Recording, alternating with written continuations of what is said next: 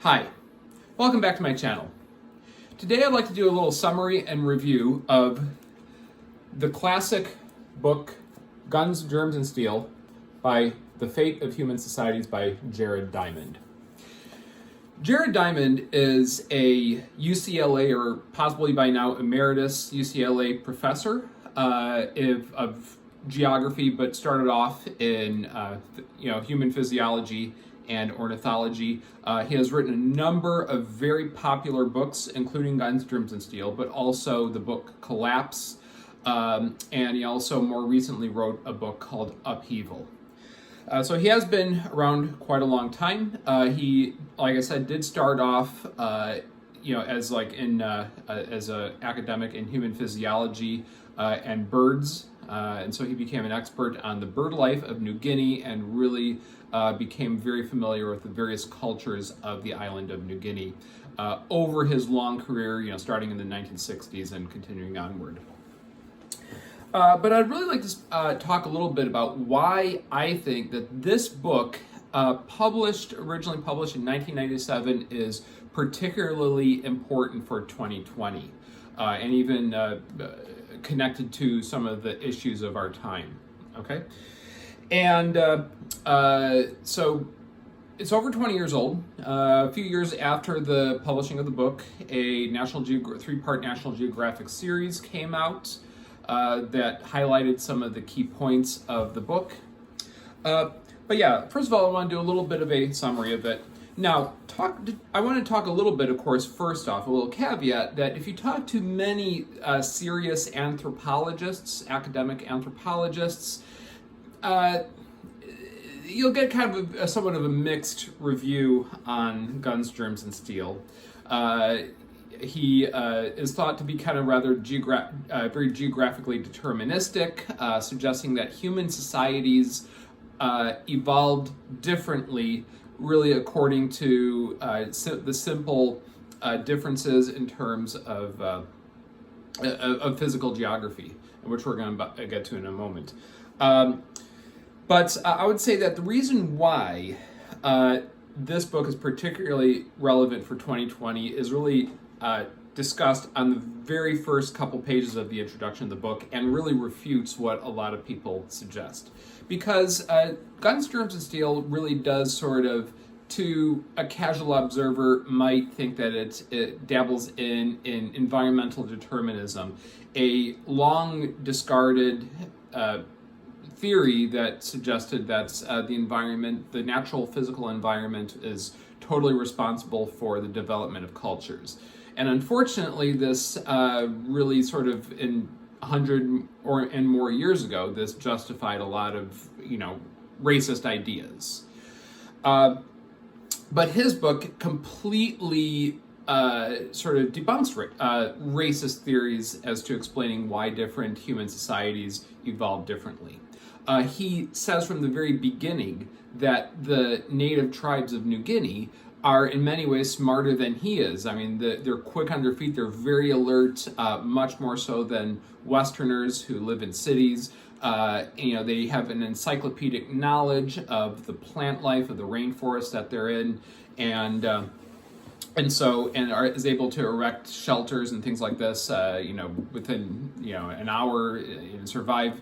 And so he is very, very clear in saying that he thinks any racist or racial ideas of differences in intelligence is absolutely absurd. But then the rest of the book, of course, goes into explaining what it actually is, why different societies became more technologically advanced quicker, and why some societies ended up conquering other societies, built empires, and expanded around the world and developed colonies. Okay, because there's really three basic theories. There is the discredited and discarded theory that somehow Europeans were superior to other people. We know that to be factually wrong and morally repugnant. But I think that's what has become more popular in the last decade or so is kind of the total reverse of that, like kind of swinging in the opposite direction, suggesting that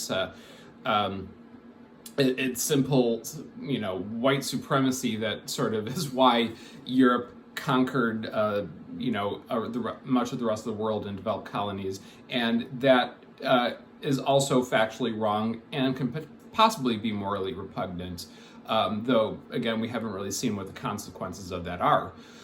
But again, there's the third way, suggesting that different parts of the world, different regions, developed technology faster, grew in their population, and was able to thrive and become wealthy and conquer other places. And it had a lot to do with the differences in the natural resources of one continent, one region, more so than others.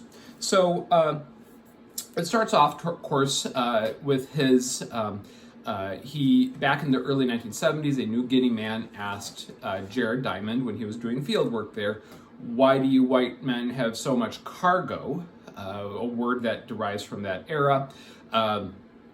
Referred to stuff that, white Europeans brought over. Why do you have so much more cargo, whereas us New Guineans have so very little of it? And the book really, 25 years later, in the late 90s, really answers that question. Okay, so there's a part one. It is titled "From Eden to Cajamarca." Cajamarca is a place in Peru, in the Peruvian Andes, that was a Incan stronghold.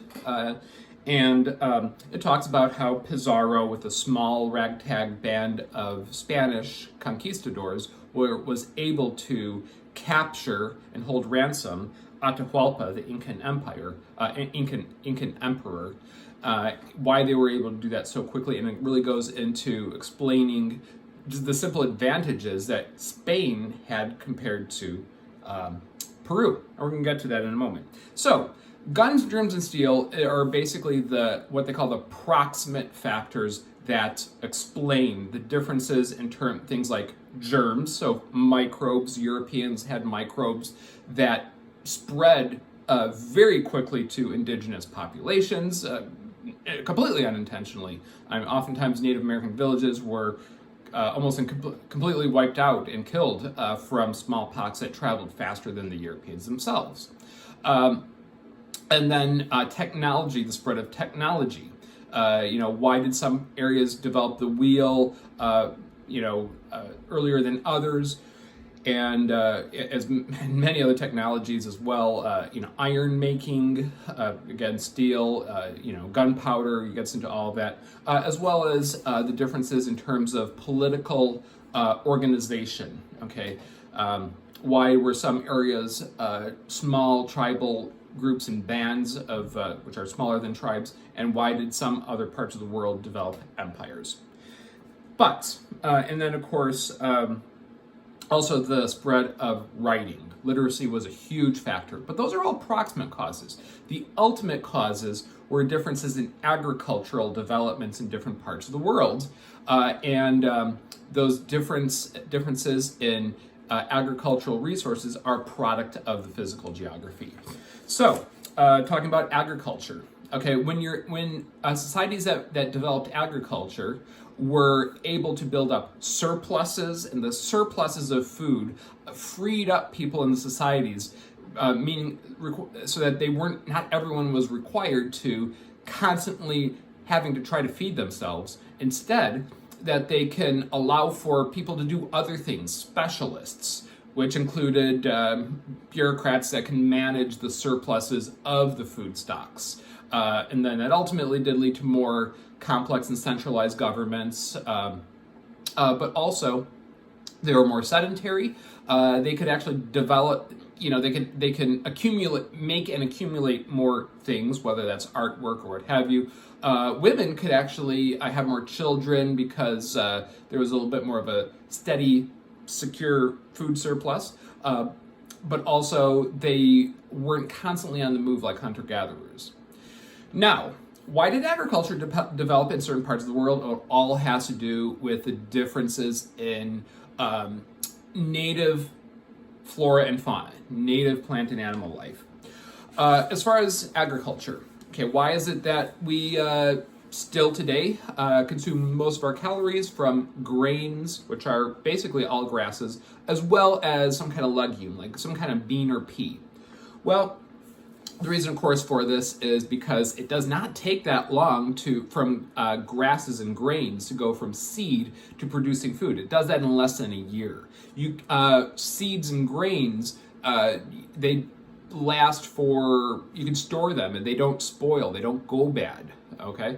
And also, a combination of seed crops and pulses, which are the legumes, peas, beans, whether they're soybeans in China that developed there, the beans that developed in Mesoamerica and among the Aztecs and Mayas, or in the Fertile Crescent, where what we now today is the Middle East, like particularly the current day Iraq, Syria, Lebanon, places like that.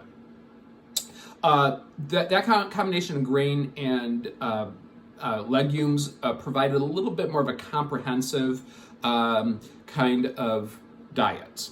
So parts of the world that were able to, that had native grasses that had large seeds, and these were mostly either Mediterranean or some other kind of seasonally dry climate that allow grasses to, they become annual grasses. And so that meant the Mediterranean was primed for this to occur. And in the Middle East, in the Fertile Crescent, you had the Fertile Crescent, of course, here. I got my globe right here. Okay, so that's Turkey, Iraq, and Syria, and so forth. So right around here is, of course, the Fertile Crescent. And, of course, the empires did develop around large floodplains of Mesopotamia and the Nile River, but a lot of the grasses, the grains really developed up in the highlands. But also, what is so fundamental is the animals, the large grazing animals that can be domesticated. Most continents except Australia do have large hooved herbivores. Herbivores can be fed very easily, but the reason why we had sheep, goats, cattle, horses that became the dominant, and hogs, the dominant grazing large animals, is because that they were a little more tameable. They could be bred in captivity a little more easily than, say, like the wildlife of Africa. They can, deer and bison in North America, they couldn't really domesticate those. But in Eurasia you could. The native large animals, native large grazing herbivores, hooved animals, you can do that. And so most of the world's other, beyond those top five, goat, hog, cattle, horse, that were, and sheep that were domesticated in what is now today the Middle East.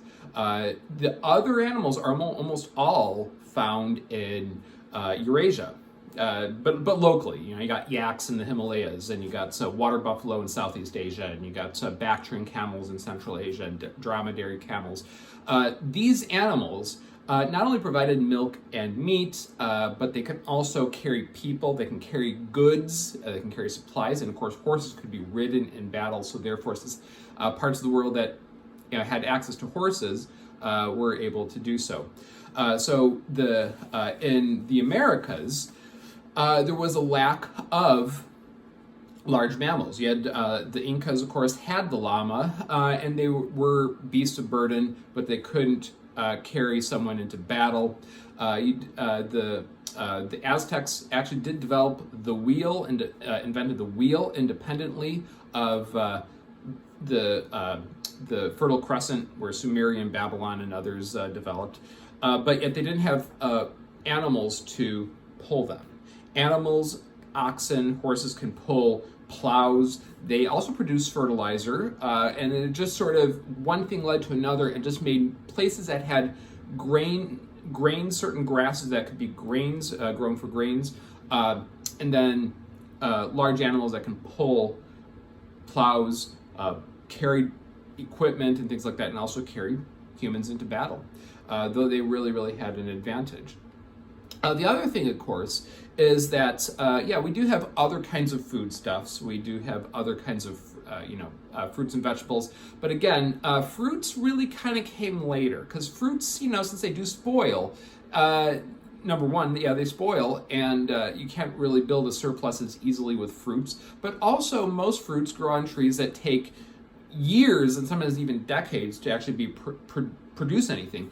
And they have to be grafted, like stems of apple trees and other trees have to be grafted.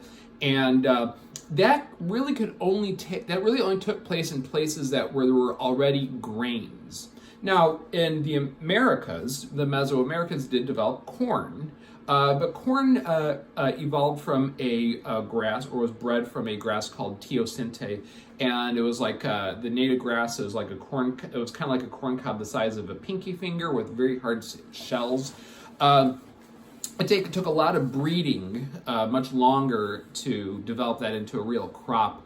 Whereas in the Fertile Crescent, you actually had your wheat, a couple different kinds of wheat and barley. The ease at which that native wheats can be turned into a domesticated crop and produce a surplus with rather little effort is really, really incredible. Again, African wildlife, you would think that, oh, how come Africans never made zebras into beasts of burden and rode them into battle? Zebras are really aggressive. They kick and bite, and because they evolved in with Africa's large predators like lions and leopards and so forth. So, and then of course Australia, didn't have any of those kinds of animals. Australia is very infertile and dry, the smallest, driest, as well as the most infertile of soils of all the continents, and its climate is rather not very consistent, and so therefore the Aborigines didn't develop agriculture because it was easier, or it was not as advantageous to do so. All of these really play a big role, but of course also the effect of the orientation of continents. Okay, so if you really think about it, the Mediterranean. Okay, so here is Egypt. Here is present-day Iraq, Mesopotamia. This is a really old globe, by the way. It's from the 80s, so it's a little out of date. But anyway, if you go this way, of course, the entire Mediterranean is all at the same latitude. So therefore, the same crops, the same animals can be taken through trade and interaction from the Fertile Crescent to Greece, and then later to Rome, present-day Italy, and so new societies, new empires that would then sort of grow, can basically take that package, that agricultural package, and it works in places to the west and to the east because it's at the same climate, because it's at the same latitude, same day length, things like that. And then also from the Fertile Crescent going to Iran, the Indus Valley was the earliest civilizations in the Indian subcontinent. And so you have if you look at a map of where a lot of the early empires are, they all were kind of generally east-west trending, and many of them were at the similar latitudes, whether it was the empire of Alexander the Great, the Roman Empire, etc. As well as China. Okay, so China, of course, evolved agriculture and complex civilizations earlier, or at the same time as the Fertile Crescent, and up until the Renaissance, of course, China and the present-day Middle East or Southwest Asia were more advanced than technologically, scientifically, than Europe throughout the whole Middle Ages. And so later on in the book, of course, talks a little bit about how and why that changed. So if you take a look at the Americas, however, okay, the Incas over here were very, very separated from the Mesoamericans, the Aztecs and Mayans over here.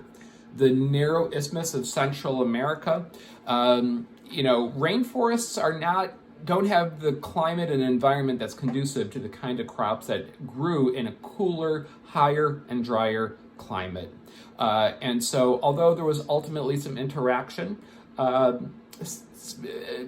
very, very tenuous between tribe and tribe over a long distance, they did not have the same kind of geographic connectivity as you did in Eurasia, where the east-west orientation meant a lot of areas of the same latitude and similar climate, that where the agricultural package can be spread. But not only that, that's sort of when you get spread of technology, whether that's iron making, whether it's gunpowder that was invented in China and then moved through trade, whether that was early windmills and water wheels in the Middle Ages that developed first in the Islamic Empire, but then spread elsewhere.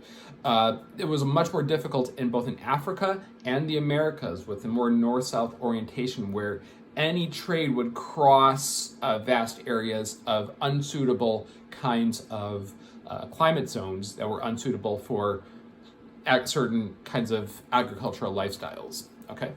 Now, again, going back to the Americas, now there was some movement of crop packages from Mesoamerica up to the southwest. Of course, corn and beans did make their way there eventually, and of course a lot of Pueblo Native Americans and other groups, and then also did adopt those kinds of crops.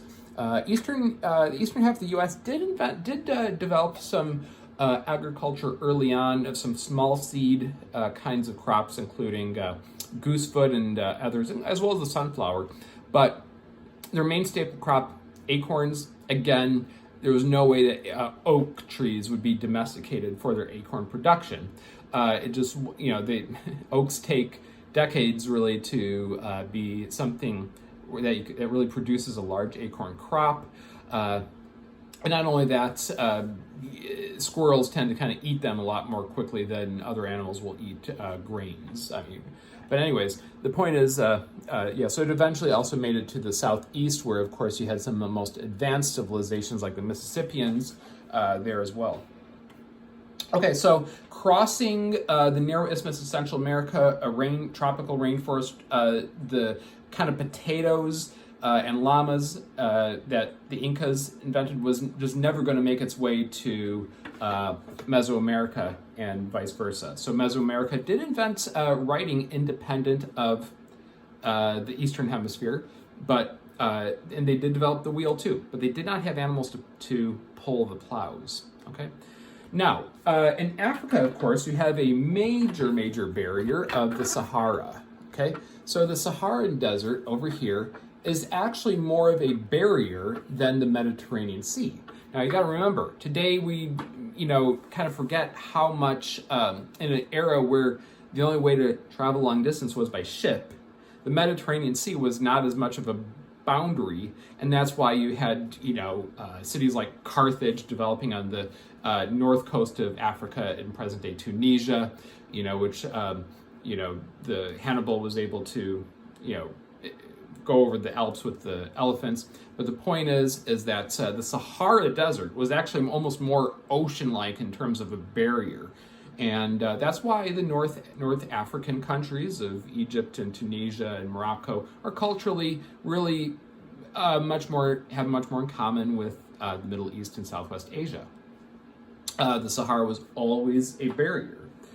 Now, that doesn't mean that there wasn't trade, there wasn't caravans. Certainly, West Africa developed certain kinds of rice and yams. Yams, by the way, are not exactly the same thing as sweet potatoes. A lot of people think they are. And then, of course, in the Sahel, the southern part of the Sahara, you had grains like sorghum and millet. Millet is today used very commonly as bird seed. So if you're not really sure what millet is. And then, of course, Ethiopia, which was really a center of crop production, was a little bit more connected via the Nile, and then also higher and drier climate meant that some of the crops of the Fertile Crescent were able to reach there. And that's where coffee comes from, of course. Now, what about the rest of the world? Like I said, Jared Diamond did spend quite a bit of time in New Guinea. And so New Guinea also developed as an early center of agriculture 40,000 years ago, or the first humans there, but never in Australia. New Guinea is where sugarcane, certain varieties of bananas, and then also taro and yams also started to first develop there as crops. But New Guinea is a small, highly geographically fragmented, rugged island with mountains in the interior, swamps on the coast, and just a lot of impenetrable rainforest. And so also is why it's one of the most linguistically diverse places. It was more so than other equivalent areas of the world. It was a place where different tribes had a harder time communicating due to the kind of natural environment. So, but coastlines that are kind of like east-west oriented, those parts of the world are going to be at an advantage where ideas, technology, crops can spread from one kingdom to the next. So anyways, and then of course, here's, like I said, Australia. So the Aboriginal Australians did not develop agriculture, but they definitely managed land through different uses of wildfires or managed fires, I should say. So that's a little bit of an overview. So again, the differences in types of wild plants and animals that are suitable for domestication gave certain areas more of an advantage, especially those that had large grazing mammals that were very, very useful and really gave those areas of the world an advantage. Now, of course, then, once those areas had more of an advantage and developed those technologies, then they were able to sail across oceans and colonize more easily. Now, European as well as Asian Eurasian societies, growing up for thousands of years with domesticated animals, they were exposed to a lot of diseases, especially smallpox, but also measles and influenza and others. And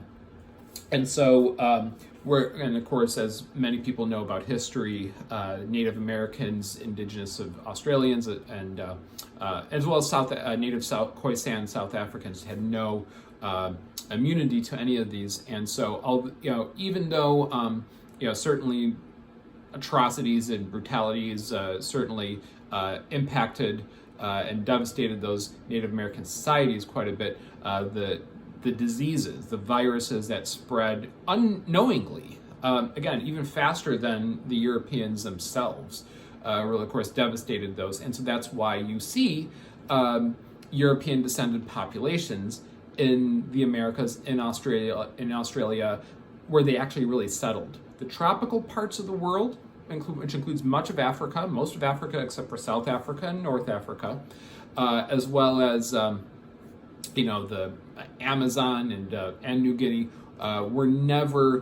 they were colonized by Europeans, but they weren't settled early on by Europeans. So like the 1600s and 1700s, the main 2 centuries of where the Americas were really heavily settled. Much of Africa, as well as New Guinea, did not really get truly colonized beyond just the coasts of those areas until the late 1800s, when they started to develop some technology to overcome the tropical diseases, the tropical environments. Many European colonies were devastated early on in some of the early settlements in tropical Africa. So it's almost like the diseases that they were carrying no longer were on their side. Instead, the tropical diseases of malaria and yellow fever then turned the tides. And that's why, even during the colonial era, most of those African countries only had, again, with the exception of South Africa and a few others like Zimbabwe, just did not have large numbers of settled Europeans. So that's a little bit of an overview. And again, so the agricultural differences were the ultimate explanations. The proximate explanations were the germs. Writing, so developing writing systems independently was only something that happened in a few places. In Mesopotamia, you had cuneiform, you had Egyptian hieroglyphics, you had Chinese script, and then of course you had the Mayans that did also develop a script, a writing system as well, with ideograms as well as syllable symbols. But an alphabet, the only one that really developed an alphabet was in the Eastern Mediterranean by the Phoenicians and Semites of present-day Israel and Lebanon. and then spread that across the Mediterranean. And then the Greek alphabet kind of evolved from that. So the point is that really allowed for the sharing of knowledge and the rapid spread of knowledge and information. One of the reasons why the Europeans were able to conquer the Americas so quickly is because the Spanish conquistador Pizarro read about the conquest of Cortez, who conquered the Aztecs. So writing, germs, technologies, which the more trade and connection there was, again, generally speaking, in east-west oriented geographic areas where you had similar climates at similar latitudes and coasts that also corresponded to that. Again, like what you see here in Eurasia, okay, versus Africa is more north-south, trending as is the Americas.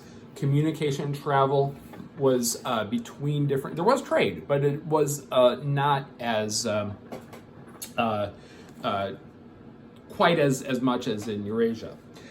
Okay, so those are, again, the germs, the writing, technology, and complex organized political states and kingdoms really gave those areas more of an advantage.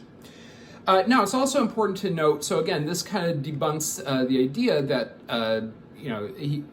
Diamond really is very explicit in saying that non-European peoples developed empires and technology as well, but they weren't able to really be connected. Also, another thing, a lot of the crops in the tropical areas were more tubers, like manioc or cassava, yams, sweet potatoes, taro. They're root crops, they're tubers. They can store and they can build surpluses, but as you know, potatoes do sprout. They have little eyes that sprout new shoots.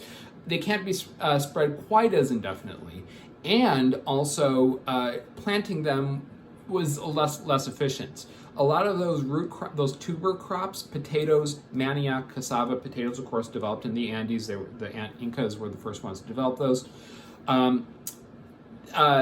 It was actually easier or more efficient to, and still is, to plant them by cuttings, cut out a little eye of a potato and plant those. Actually produce a crop quicker, but then again, rather than spreading seeds of wheat seeds all over, it was very different. And also, they tend to be a little bit lower in protein. Grains don't really have a lot, but again, if you have like peas or beans of any kind, that was really important. Had more proteins from plants. Now, of course, he also talks about in the latter chapters that you did have conquests, of course, within the continents that ultimately did get colonized by Europeans. For example, in Africa, you did have the Bantu Expansion or Bantu Expansion. The Bantus were agriculturalists that had, an agricultural system depended on, herding domestic animals, but also growing yams and rice.